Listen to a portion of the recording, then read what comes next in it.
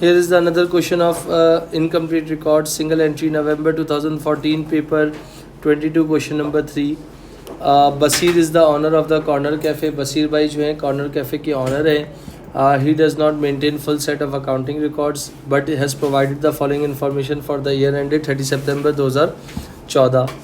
आपके पास bank account दिया हुआ है. बैंक अकाउंट का मतलब डेबिट मतलब पैसे का आना और क्रेडिट मतलब पैसे का जाना. बैंक अकाउंट में फॉर एग्जांपल ऑलरेडी बैलेंस हुआ है. CD यहाँ पर हुआ है तो BD यहाँ पर होगा. अगर SFP बनाने का बोलेगा तो ये बैलेंस शीट के अंदर करंट एसेट्स में बैंक के नाम से चला जाएगा. अच्छा, फिर उन्होंने बात की है all takings were in cash. जितनी भी टेकिंग्स का मतलब मैं ऑलरेडी बता चुका था क्या होता है. टेकिंग्स मतलब सेल्स को कहते हैं. जितनी भी सेल्स थी वो कैश पे हुई थी और कुछ सेल्स को आपने बैंक में जमा करा दिया था मगर कुछ को छोड़ के. तो इसका मतलब ये आपके पास क्या थी, टेकिंग बैंक. इसको आप क्या कहते हैं, सेल्स हुई थी और आपने कहाँ जमा करा दी, बैंक में जमा करा दी. ओके, और इसके बाद ये वाली जो सेल्स हुई थी जिससे आपने पहले स्टाफ वेजेस पे कर दिया, फिर ड्राइंग्स कर ली और फिर कैश परचेजेस कर ली. ये दिया हुआ है 1 अक्टूबर 2013 और ये 30 सितंबर 2014. तो ये क्या है, ओपनिंग बैलेंस है और ये क्या दिया हुआ है बेटा, क्लोजिंग बैलेंस है.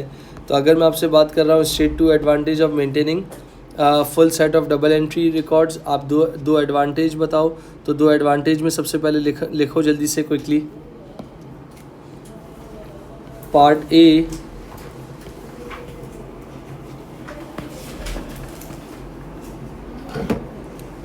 पार्ट ए में आप क्या लिख सकते हो, helps in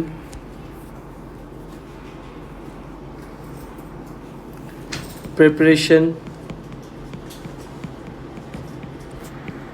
of final accounts.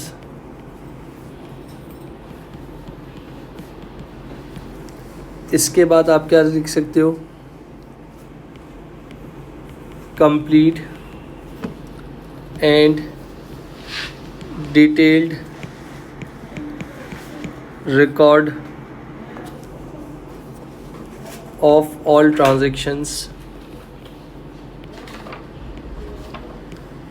To check arithmetical accuracy of ledger भी लिख सकते हो. और दूसरा help in preparation of to check arithmetical accuracy of ledger भी लिख सकते हो. To detect frauds and misappropriation of funds. दो मांगे थे, आई थिंक दो काफ़ी हैं. अगर मैं नेक्स्ट पार्ट की बात कर रहा हूँ तो नेक्स्ट पार्ट में उन्होंने मुझसे बी पार्ट क्या निकालने का बोला हुआ है, कैलकुलेट टोटल परचेजेस. अब टोटल परचेजेस का मतलब क्या हो गया, इसके लिए एक इक्वेशन होती है, total purchases equal to cash plus credit. Cash purchases 950 रुपये आपको गिवन है. क्रेडिट परचेजेस फाइंड करनी पड़ेगी. क्रेडिट परचेजेस फाइंड करने के लिए आपको क्या बनाना पड़ेगा,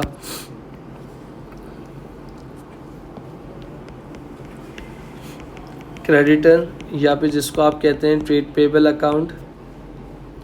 ट्रेड पेबल का ओपनिंग दिया हुआ है कितना,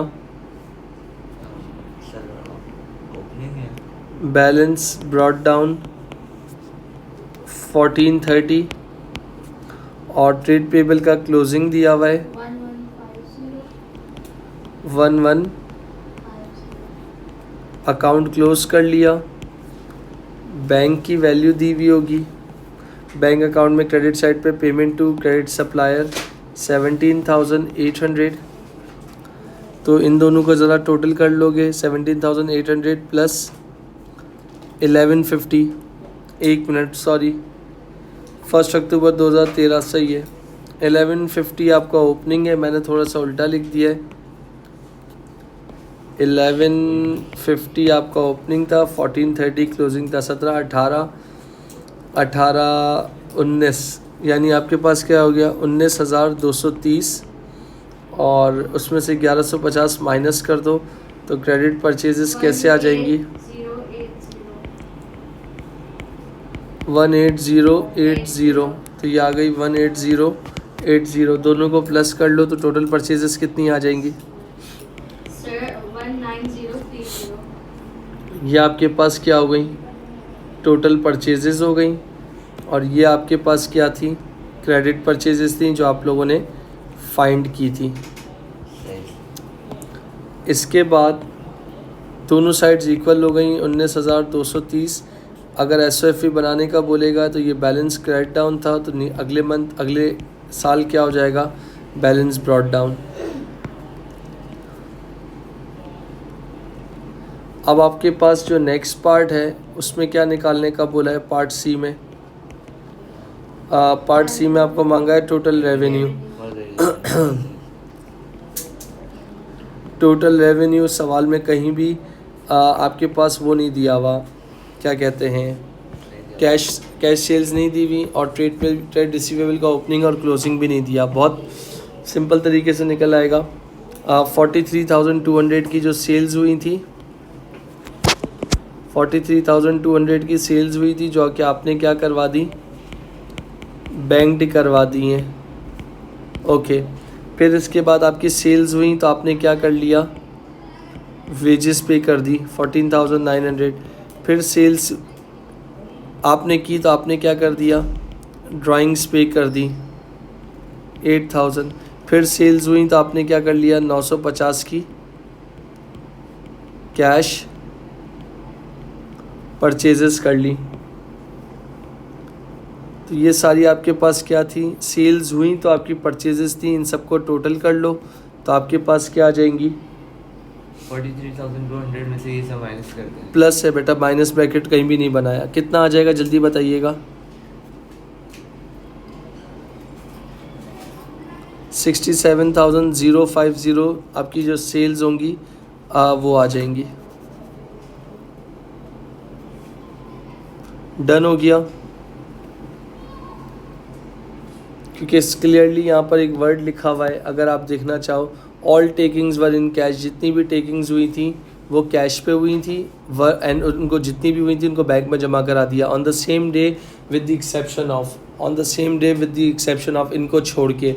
तो पहले सेल्स हुई तो वेजेस पे कर दी, फिर दोबारा सेल्स हुई तो ड्राइंग्स कर ली, फिर दोबारा सेल्स हुई तो हमने क्या कर लिया, कैश परचेजेस कर ली। तो ये सेल्स हुई हैं तो ये सारे काम हुए हैं, अगर सेल्स नहीं होती तो ये सारी कुछ चीज़ें भी नहीं होती। सर इसके बाद आखिरी पार्ट बनाना है, पार्ट डी, जो आपको मैं मुसलसल 1 से 2 महीनों से करवा रहा हूँ, सोल ट्रेडर जिसको आप कहते हैं। सही है, स्टार्ट में किस तरह करेंगे, क्या बनाना है,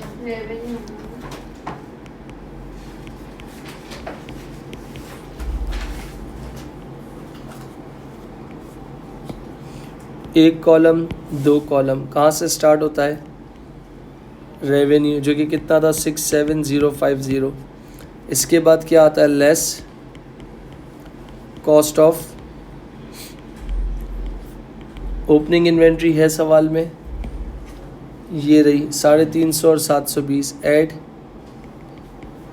ओपनिंग इन्वेंट्री 350, ऐड परचेजेस जो बी पार्ट में निकाला था कितना 19,030, परचेज रिटर्न कैरेज इनवर्ट नहीं है, less closing inventory,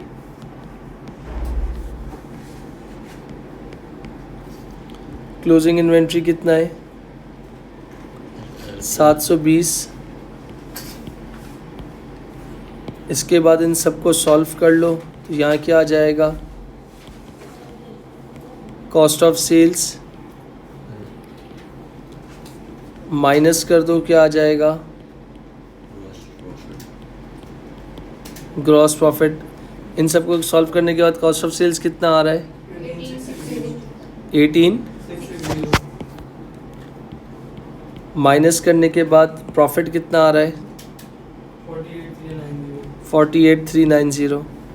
other income है, मुझे तो नज़र खैर नहीं आ रही, फिर यहाँ पर क्या कर दूँगा, लेस एक्सपेंसेस। एक्सपेंसेस में क्या है, यहाँ पर देख सकते हैं, रेंट कितना दिया हुआ है, rent of cafe prepaid opening दिया हुआ है। तो इसका मतलब इसके लिए आपको क्या बनाना पड़ेगा, अकाउंट बनाना पड़ेगा, वो बहुत इम्पॉर्टेंट है, यहाँ देख लीजिएगा। रेंट यानी एक्सपेंस, एक्सपेंस मतलब पाप, PAAP, अकाउंट बंद कर दो। प्रीपेड रेंट का ओपनिंग कितना है 500, क्लोजिंग नहीं पता। एक्रूड रेंट का ओपनिंग नहीं है, क्लोजिंग दिया हुआ है। कितना पे कर चुके हो बैंक से रेंट 5500, तो इसका मतलब आपके पास I/S 5506 7000 रुपये क्या हो गया मेरा, रेंट के नाम से हो गया। तो यहाँ कितना हो गया 7000 और यहाँ कितना हो गया 7000। तो मेरा पास पहला एक्सपेंस क्या निकला, रेंट 7000। रेंट के बाद क्या था मेरा ऑपरेटिंग एक्सपेंस, इसमें कोई एडजस्टमेंट नहीं है, 13600 ऑपरेटिंग एक्सपेंस 13600। ऑपरेटिंग एक्सपेंस के बाद फिक्सचर्स एंड फिटिंग की डेप्रिसिएशन आ जाएगी। कैसे, ओपनिंग 2250 है, क्लोजिंग 2200 है, और फिक्सचर्स एंड फिटिंग ख़रीदा कितने का है, तो इसका मतलब यहाँ पर क्या आ गया, फिक्सचर्स एंड फिटिंग की डेप्रिसिएशन। ओपनिंग कितना था 2250, परचेजेस कितना था 450, क्लोजिंग कितना था 2200, कितना आ जाएगा,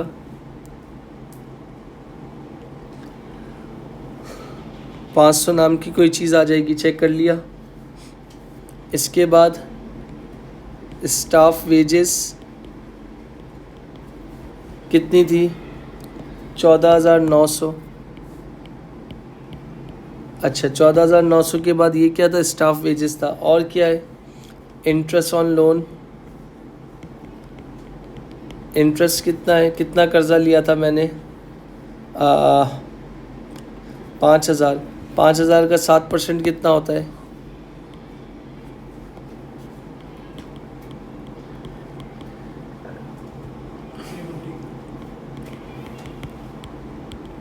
सारे एक्सपेंसेस को प्लस कर लो, कितना होगा,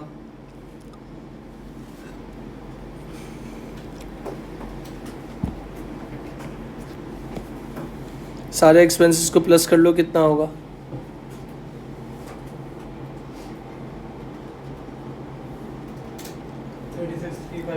36350। ग्रॉस प्रॉफिट में से एक्सपेंसेस को माइनस कर दो तो क्या आ जाएगा,